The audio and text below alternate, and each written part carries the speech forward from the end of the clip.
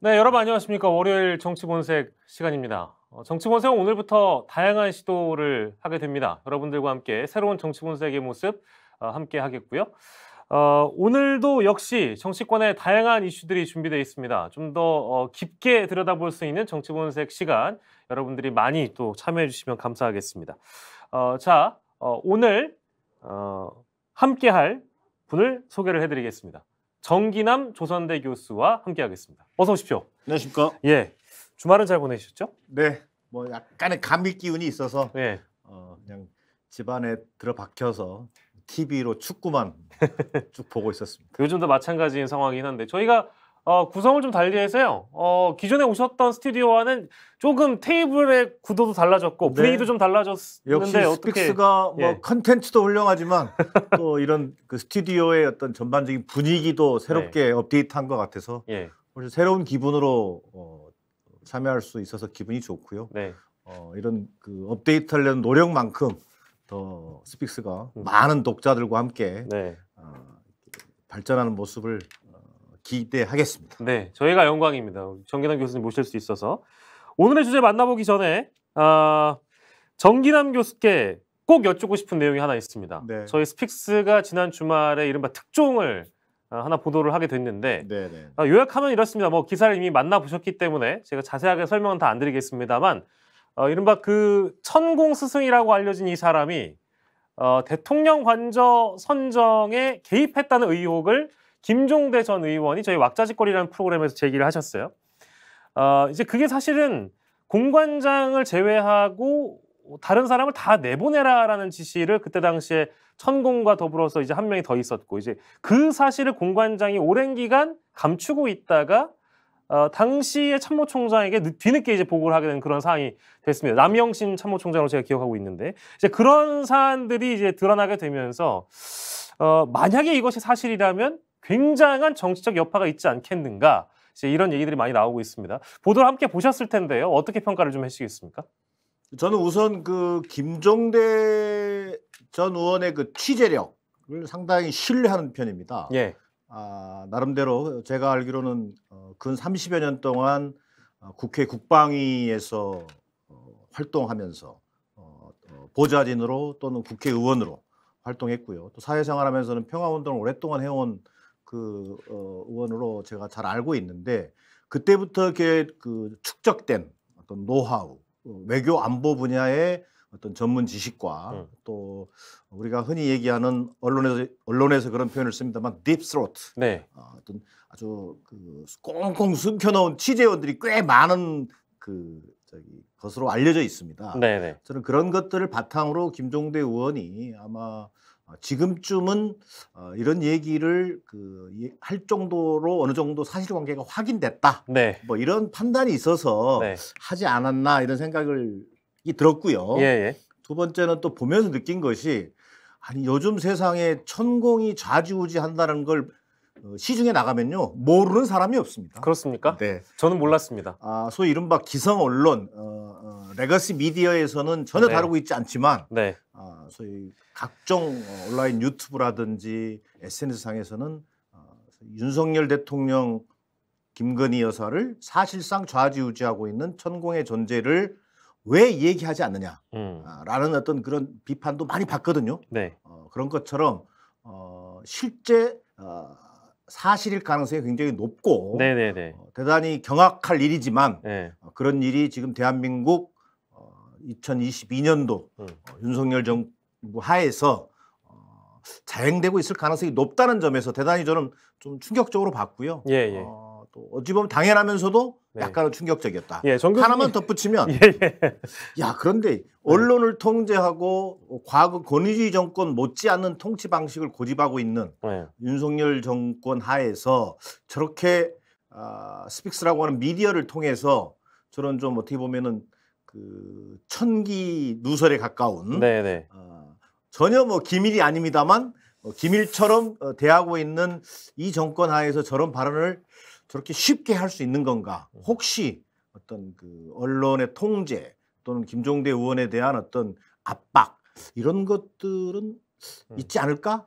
있어서는 안 되지만 그런 우려가 들었던 것도 사실입니다. 그러니까 정기남 교수님 말씀은 전혀 새롭지 않은 내용이 될 수도 있다가 물론 놀랍지만 사실이라면 굉장히 놀랍지만 세간에 떠돌고 있는 여러 이제 설들을 종합해 봤을 때 천공 개입설이라는 것 자체는 그렇게 새로운 내용은 아니다라는 말씀이신 것 같아요. 근데 보면 공관장과 그리고 남영신 총장이 나오는 참모총장이 나오는 것이고요. 그러다 보니까 이제 관련자들이 사실 이거에 대해서 사실을 확인해 주거나 혹은 부인해 주거나 그러지 않으면 이 보도가 한 걸음 더 나아갈 수 없는 그런 환경에 놓여 있는 것은 사실입니다. 그런데 이제 아까 처음에 표현하신 딥스로트가 누구인지 또 그 딥스로트를 통해서 실제 더 한 걸음 더 나아갈 수 있는 제보들이 있다면 추가적인 보도들이 나올 텐데요. 그래도 걱정되시죠? 김종대 전 의원. 저는 그렇습니다. 이게 늘 하는 얘기입니다만 뭘 터뜨릴 수는 있습니다. 네네. 근데 터뜨리고 난 이후에 문제죠. 그 프로세스 관리. 네. 이를테면 한 번 더라든가 네. 뭐 이런 것들이 준비되지 않으면 예. 오히려 역공을 당하고 오히려 뭐 취재원들이 다 보면 잠수를 타버리는 네네. 그런 상황이 도래될 수도 있거든요. 네네. 그러다 보면 다시 자칫 밝혀질 수 있었던 진실이 묻혀버리는 예. 또 그런 것들이 좀 우려되는 측면도 분명히 있습니다. 근데 공관이라고 하면 CCTV 같은 게 다 있잖아요.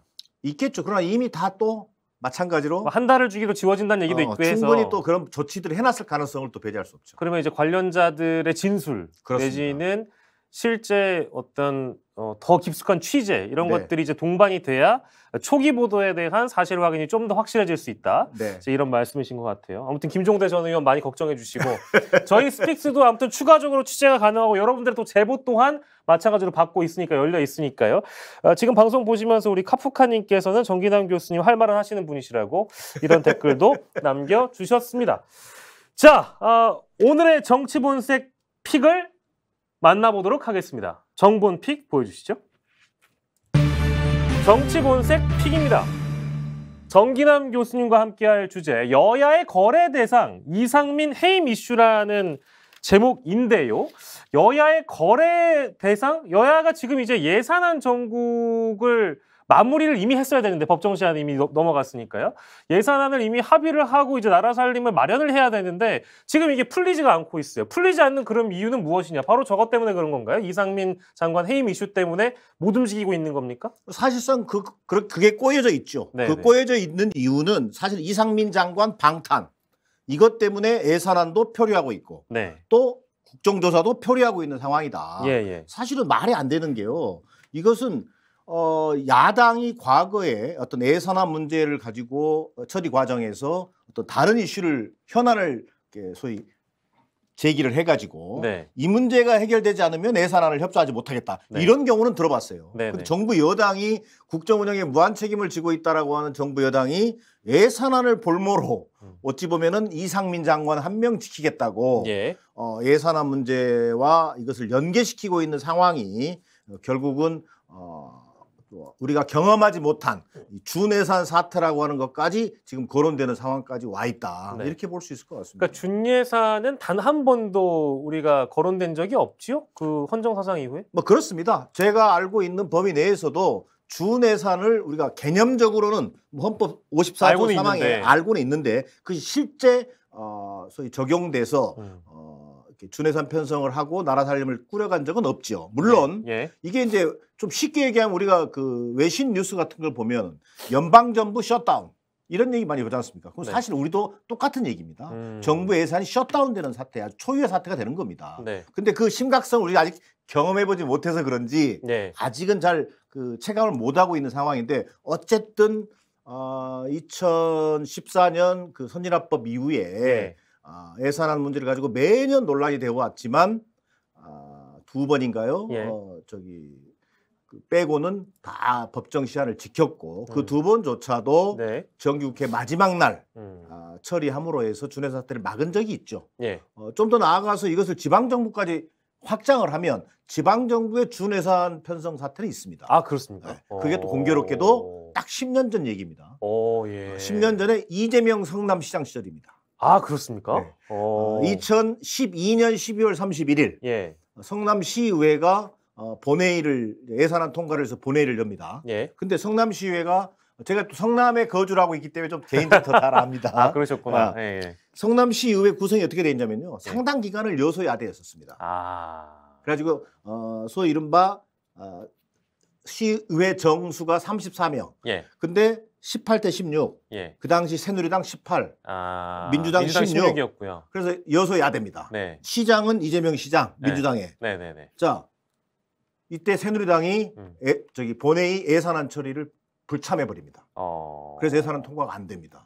그래가지고 실제로 약 일주일간 성남시가 준예산 편성으로 시정이 운영된 적이 있습니다.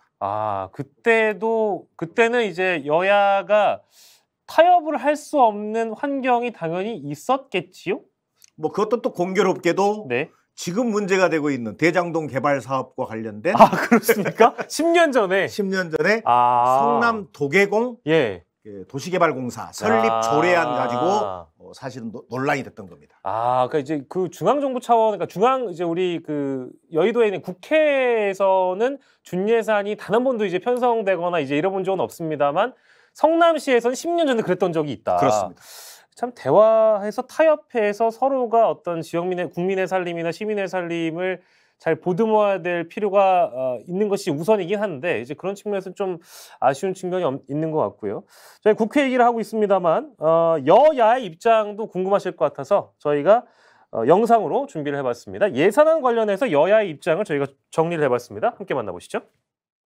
예산이라고 하는 것은 이제 윤석열 정부가 국민들의 삶과 관련되는 예산을 국민들로부터 위임해서 짜는 것이지요. 그래서 민주당한테 정말 정중하게 협조를 좀 해달라고 요청을 했습니다. 예산의 639조 원 속에는 우리 국민들의 기초 생활에 대한 것에서부터 모든 사업들이 다 돼 있잖아요. 일자리까지 다 나가 있잖아요. 이게 기간 내에 통과가 안 돼서 만에 하나 해를 넘기게 되면 가족들을 부양하고 하는 분들이 생활이 다 막힌다는 거지요.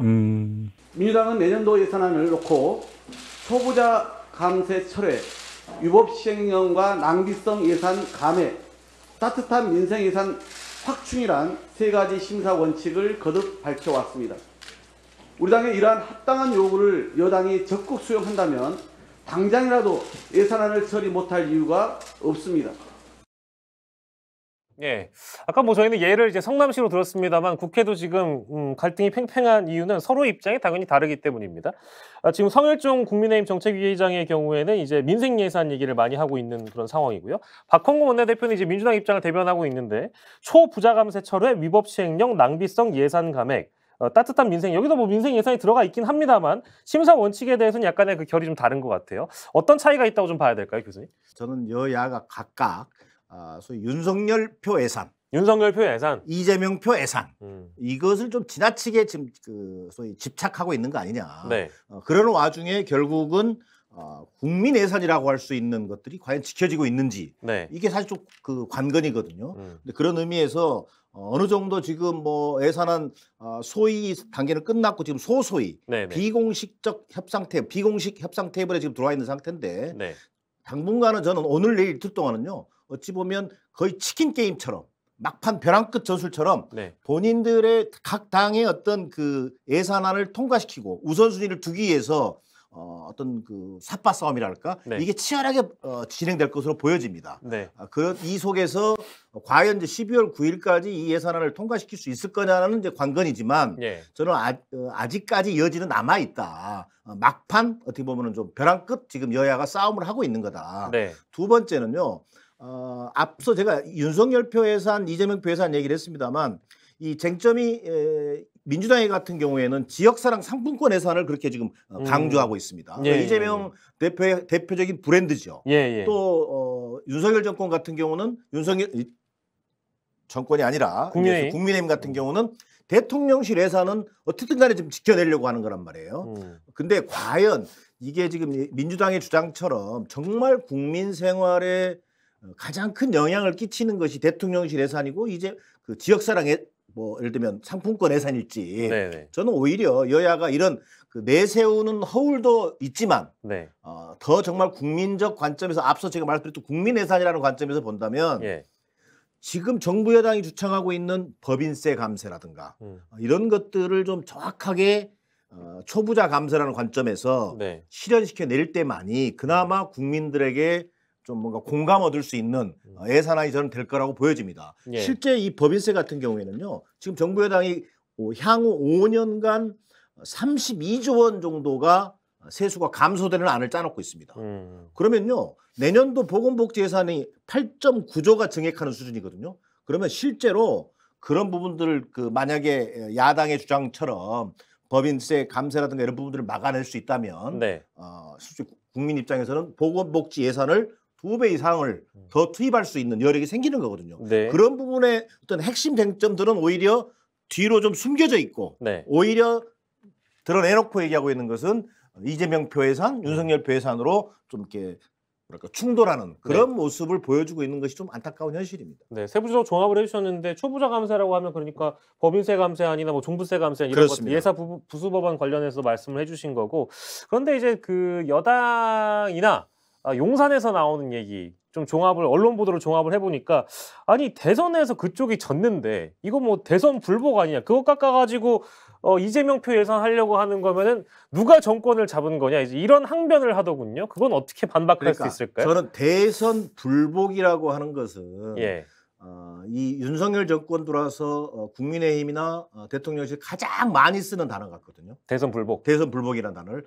어떤 상황에서 막히면 대선 불복이에요. 네. 근데 실제로 민주당도 그렇지만 우리 국민 대다수는 대선 불복에 대한 생각이 별로 저는 굉장히 그 감도수가 낮다고 봅니다. 네네. 무슨 얘기냐면 예. 대선 불복이라는 것은 정치적 어떤 공세에 불과한 것이고요. 예. 오히려 예산안의 심의 권한은 국회에 부여되어 있는 헌법적 권한입니다. 169석의 제1야당이 소위 이른바 예산안 편성에서 주요한 권한을 가질 수밖에 없는 우리 의회 구조라는 것을 먼저 인정할 필요가 있다는 거죠. 야당은 다 그렇게 합니다. 그렇죠. 그리고 두 번째, 대선 불복이라는 게 성립하려면 예. 윤석열 대통령의 실제로 내세웠던 대선 공약 이행을 민주당이 의도적으로 예. 뭐 예산을 막는다든지 했을 때는 대선 불복이라는 프레임을 갖다 씌울 수는 있겠습니다. 예. 그러나 그것이 아니라 네. 오히려 대통령실 예산이라는 것은 불효불급한 예산이었을 수도 있거든요. 네. 그런 것들을 대통령이 대통령실에서 추진하는 과정에서 발생한 문제를 뭔가 현미경을 들이대밀고 네. 제대로 예산이 집행되고 있는지 이런 것들을 보겠다라고 하는 취지를 대선 불복으로 몰아붙인다면 네. 그러면 국회는 정부 여당이 짠 예산을 그대로 받아라는 통과시켜달라. 네네. 이 얘기만은 안 되는 거예요. 그렇죠. 실제로 역대 정권에서도요. 아무리 임기 초반이라고 해서 그렇게 된 전례가 없습니다. 그런데 과거 아마 박근혜 정권 때 이명박 정권 때 대선 불복 얘기한 적 저는 없었던 것 같아요. 기억나지 않습니다. 네네네. 자, 예산안을 놓고 국가 정책,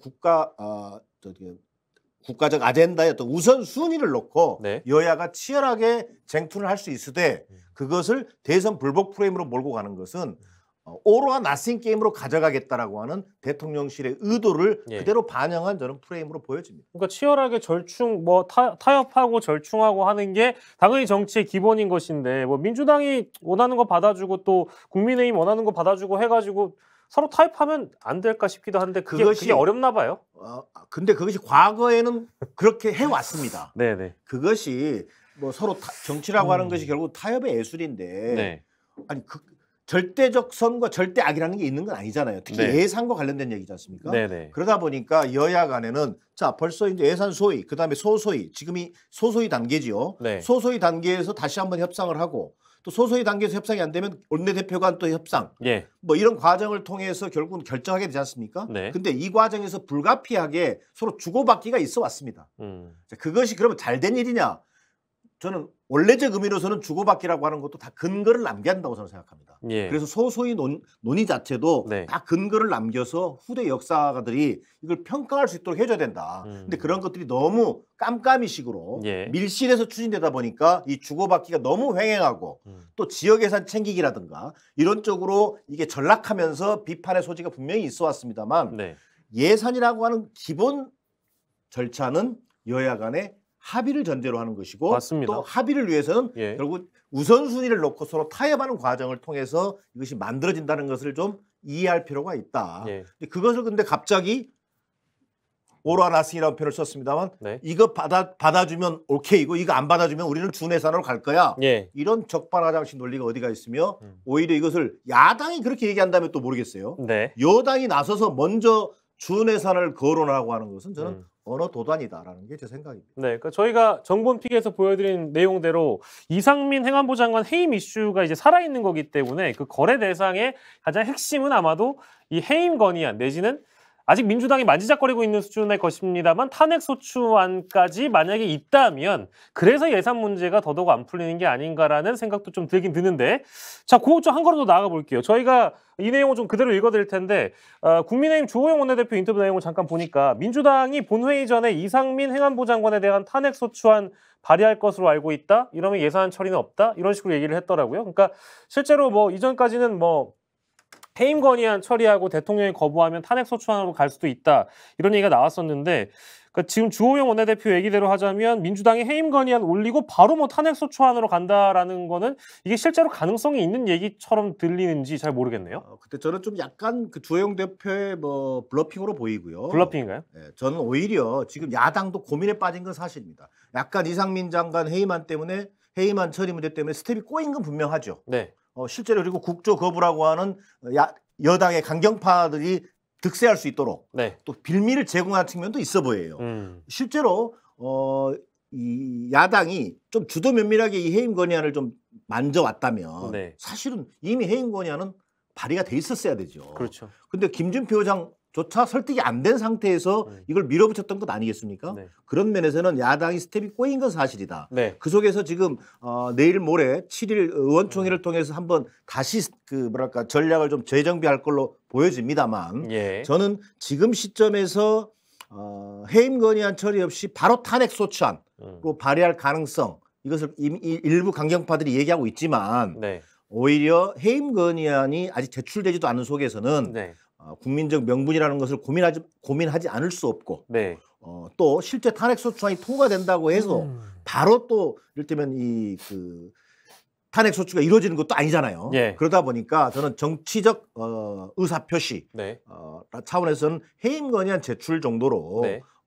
물꼬를 터가지 않겠느냐 이렇게 보여집니다. 자 그러면 주호영 대표에게 묻고 싶은 것은 해임 건의안은 대통령이 거부할 수 있으니까 받을 수 있지만 탄핵소추안은 못 받겠다는 겁니까? 저는 그거라기보다는 오히려 예산안 통과를 앞두고 해임 건의안과 탄핵소추안 또 이 국조 연계 이런 것들을 이렇게 부각시키기 위한 저는 주호영 대표의 어떤 입장이 표현된 걸로 보여집니다.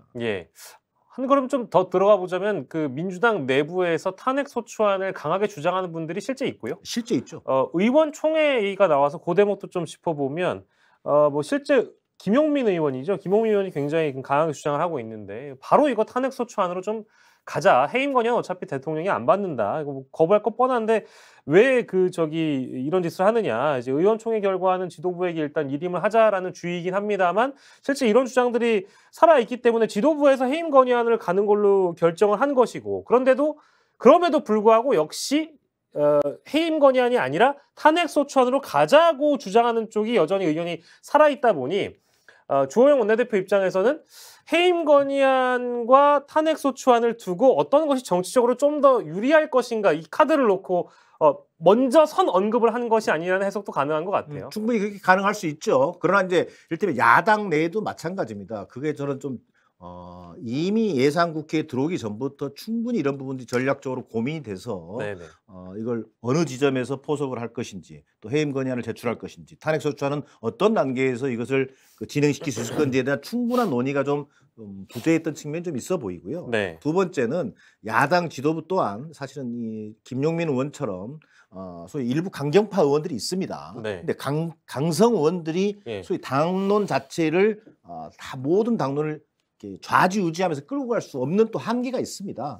그런 것들이 저는 충분히 야당 내에서 좀 조율이 돼서 이게 단일한 어떤 모습으로 어떤 그 전략 전술이 구사되는 것이 지금은 좀 필요해 보입니다. 저는 뭐 탄핵소추안은 틀렸고 해임 건의안은 옳고 이런 차원의 문제는 아니라고 보여지고요. 근데 기존에 그 이상민 장관이 물러났다면 이럴 일도 없지 않았을까? 그렇습니다. 그러니까 그게 첫째고. 그게 첫째 원인이죠. 그러니까 저는 과거 독재 정권에서도 없던 일이 지금 벌어지고 있는 겁니다. 아니 수백 명의 희생자가 나고 어떤 유가족들이 지금도 어떤 이태원 참사에 대해서 진상 규명을 요구하고 책임자 처벌을 얘기하고 있는 이 와중에도 예.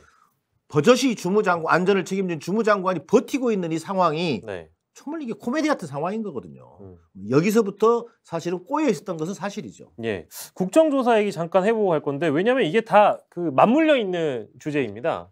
이상민 해임 건의안, 이상민 장관 해임 건의안, 그리고 예산안, 국정조사. 물론 국정조사는 본조사 들어가기 전에 예산안 처리가 돼야 본조사를 가는 것이라고 여야가 합의를 했기 때문에 그래서 맞물려 있다는 것인데 아니 어차피 예산안 처리하고 국정조사 갈 건데 제가 하고 싶은 얘기는 그 참사 유가족분들께서 국정조사 이제 시기적으로 이미 시작이 된 거니까 어쨌든 본조사는 아닙니다만 국회에 와가지고 목소리를 듣는 과정에서 7명의 그 특위위원들이 아예 오질 않았어요. 국민의힘에서.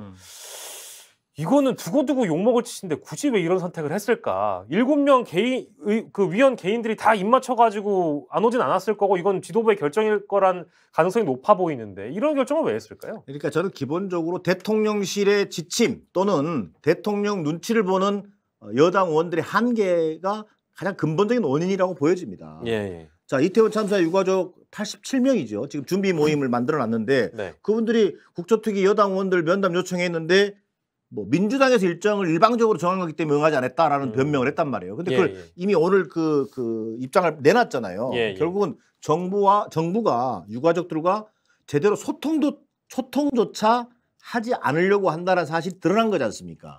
저는 이게 이상민 장관 지키자고 국조 보이콧을 운운하는 여당이나 또 해임 건의안 발의는 어쨌든 이렇게 이를테면 이 징계일 뿐인데 이것을 빌미 삼아 가지고 해임 건의안을 핑계 삼아 가지고 이참에 결국은 국조의 어떤 부정적이었던 윤석열 대통령의 뜻을 좀 살려야 되는 거 아니냐.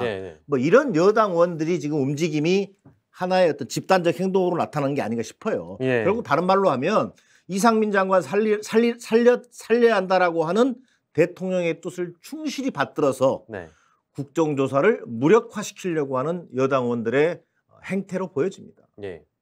다 좋은데요. 저희 지금 뒤에 나와 있는 분도 이상민 장관이기 때문에 이상민 장관을 주제로 해서 마무리를 좀 해보자면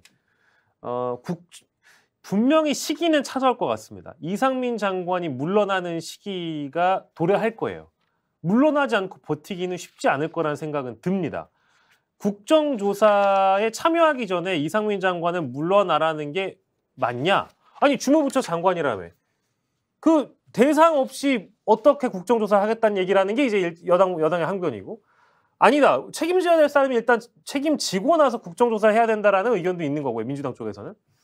그럼 국정조사 이유가 되는 겁니까? 국정조사 중에 물러나는 겁니까? 아니면 해임 건의안이 통과돼서 대통령이 거부하고 나면 이상민 장관은 뭐 어떻게 되는 겁니까? 이거 전망을 좀 해주신다면? 거취 문제를 좀 정리해 준다면? 저는 국정조사 전후 시점이라고 봐요. 이게 진행 중이거나 아니면 후가 될 거라고 보여집니다. 자, 그러나 최소한 대통령실의 입장은 예산안 통과는 이후가 될 것 같아요. 무슨 얘기냐면 어차피 지금 우리 박영시 앵커가 얘기하신 것처럼 이상민 장관은 이미 버려진 패라고 봐야 됩니다. 도대체 언제 어떤 시점에 이게 버려지느냐의 문제만 남은 거예요. 그것이 자 지금 현재 그러면 야당은 왜 요구하느냐? 진상규명에 사실상 장애물이 되고 있기 때문이에요. 이미 행안부 장관에 대한 압수수색도 하지 않았어요. 서울시청도 마찬가지입니다만 실제로 수사 지휘선상에 이 장관이 현직으로 버티고 있는 겁니다. 그래서 야당은 이상민 장관이 지금이라도 물러나야 한다는 것이고 자리를 비워야 원활하게 규명되지 않겠느냐. 진상규명을 위해서도 필요한 일이고 두 번째 국조에 주무장관을 참석하는 것도 방법이지만 전 장관으로서 증인석에 앉으면 되는 겁니다. 맞습니다. 아무런 문제가 없는 거예요. 그리고 그 과정에서 국조 과정에서 장관의 분명한 어떤 그 정책 오류라든지 또는 장관의 어떤 그 권한에서 직무를 유기했던 부분들이 드러난다면 그 자리에서 사표를 이렇게 경질을 시킬 수 있는 것이고 두 번째는 국조 마무리 과정이 마무리된 이후에 책임의 어떤 그 정점에 있는 이상민 장관이 책임을 지고 윤석열 대통령이 국조 결과를 받아들여서 물러나게 하는 방법도 생각해 볼 수 있을 것 같습니다. 네, 이상민 장관 얘기까지 해봤고 마무리하는 질문인데 12월 9일까지니까요. 지금 잡아놓은 건 8일하고 9일입니다. 근데 가장 큰 거는 일단 해임 건의안 하나가 있는 것이고요. 예산안이 있습니다. 뭐 둘 다 어떻게 될지 전망을 좀 해주시고 마무리하도록 하겠습니다. 어떻게 될까요? 저는 뭐 크게 봐서 네. 막판까지 8, 9일 이틀간 그 김진표 의장이 공간을 지금 주어놨습니다. 예. 근데 여야 할 것 없이 여당이 지금 뭐 벼랑 끝 전술처럼 준예산 편성 운운하지만 궁극적으로 준예산이라고 하는 것은 경험해 보지도 않았고 실제로 감당하기 어려운 수준의 재정 지출의 237조가 소위 이게 사용의 제약을 받게 됩니다. 그런 측면에서 본다면 실제 선택하기는 어려울 것이다. 그렇다면 막판 힘겨루기 속에서 저는 그 8일, 9일 양일간에 소위 예산안도 통과가 되고 두 번째 국조를 위한 이제 해임 건의안은 야당의 주장이 발의가 돼서 국회에서 표결 절차까지는 거치게 되는. 그러나 그 해임 건의안에 대한 정치적 또 뒷마무리는 윤석열 대통령이 어떻게 할지는 그 다음 문제가 되는. 저는 이런 일련의 과정을 겪게 될 것으로 보여집니다. 물론 당일 마지막 시간까지 막판 소위 벼랑 끝 전술은 치열하게 전개되겠죠. 네, 시간이 이제 한 3, 4일 남았습니다. 3, 4일 안에 또 어떤 변화가 있는지 저희가 지켜보도록 하고요. 조선대 정기남 교수와 함께했습니다. 고생하셨습니다. 감사합니다.